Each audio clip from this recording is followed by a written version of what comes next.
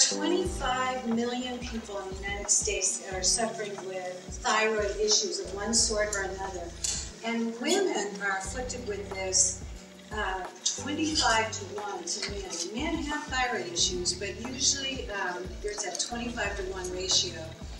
And Hashimoto's, which is the most underdiagnosed autoimmune in the country, it's rampant and it's just not tested. So many people are walking around not realizing that they have this Hashimoto's, or they have insomnia, their hair's falling out, they can't think, the brain fog, they can't lose weight.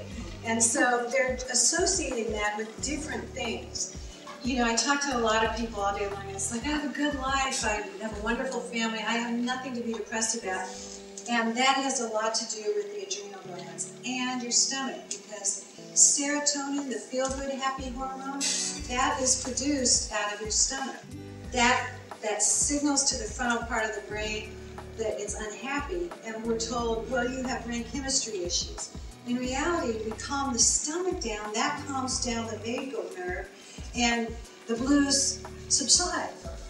And I want to introduce you to thyroid, because I want to just break this down, keep it simple, so that no matter who you talk to, you can really get this. So this is Thelma, and let's just start right here.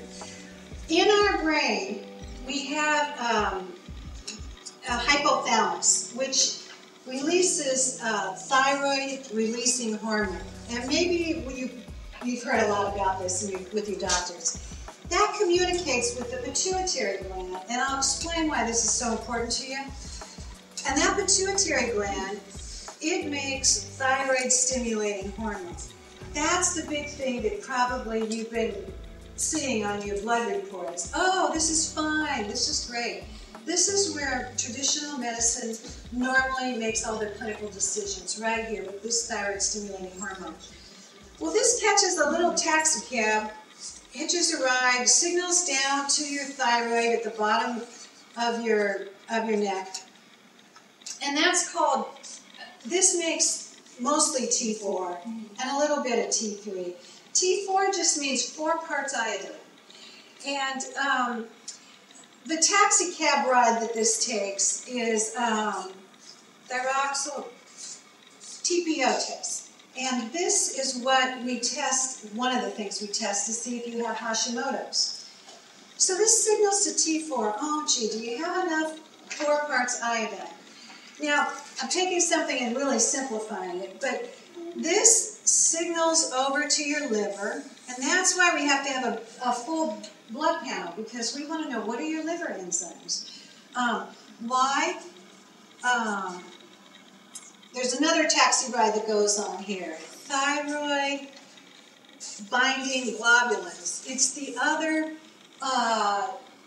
other test that we want to know about if you've got Hashimoto's. So now the liver makes cholesterol, and cholesterol makes progesterone, estrogen, testosterone, and in the liver, a lot of T4 drops off an iodine and makes T3. So you hear all this T4, T3, what the heck is that? Well, it's a conversion takes place here from T4 to T3. And then the other place it signals over to, for simplicity's sake, we're going to call it the gut. Progesterone, cholesterol makes progesterone. If we don't have enough of that, we can't sleep. So we can't sleep, we get headaches, depression, many of the things that we've been talking about. Say estrogen. We don't want to go into estrogen dominance. That's carcinogenic. So there's issues with estrogen. So T4 hopefully gets converted to T3, goes to the gut. Another big conversion happens here, T4 to T3. Now in the gut, we make serotonin, that feel-good, happy hormone. So if we have a leaky gut, serotonin virtually is not getting up to the frontal part of the brain, up here, where we started all this stuff. To get thyroid-releasing hormone to work out of the hypothalamus, we need plenty of serotonin and dopamine. So when we start this whole thing, if the gut isn't functioning correctly, serotonin's low, we're not even going to start this whole pattern. The thyroid-releasing hormone isn't even starting the whole process. So, and dopamine. Most people, we think of dopamine as Parkinson's disease, low dopamine, issues with that. Oftentimes, we can get dopamine and serotonin levels up by repairing this leaky gut. Now, to just keep it simple, the gut, the signaling goes to many cells all over your body. But the big place for our conversation, we want to look at the adrenals.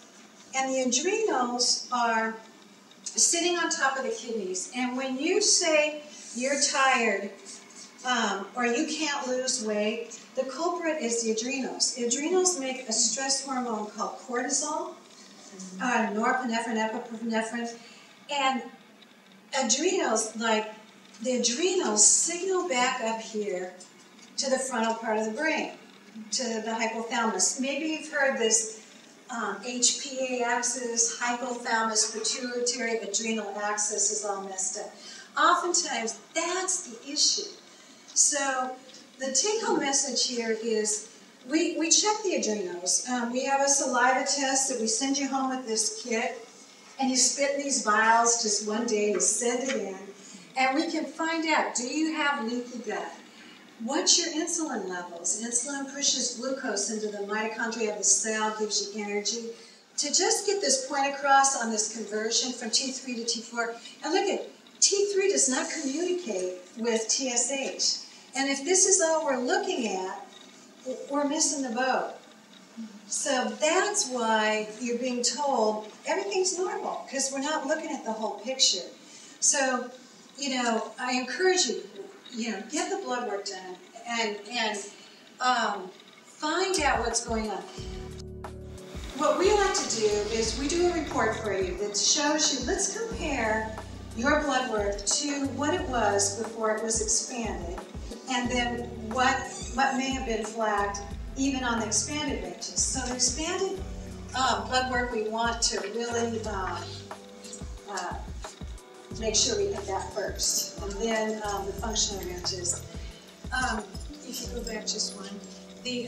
This is what's normally run. Thyroid stimulating hormone, just this guy, and maybe T4. But never what's going on with liver, adrenals, and where's T3 and all of this. So this is a list of the thyroid functional tests that we like to run. And of importance is third from the bottom, that TPO and TBG antibodies. That's the taxi driver, here and here. So if antibodies are finding that, oftentimes that can cause goiters, cysts, and it could create havoc in your life, just brain fog, digestive issues, all these things that we've talked about.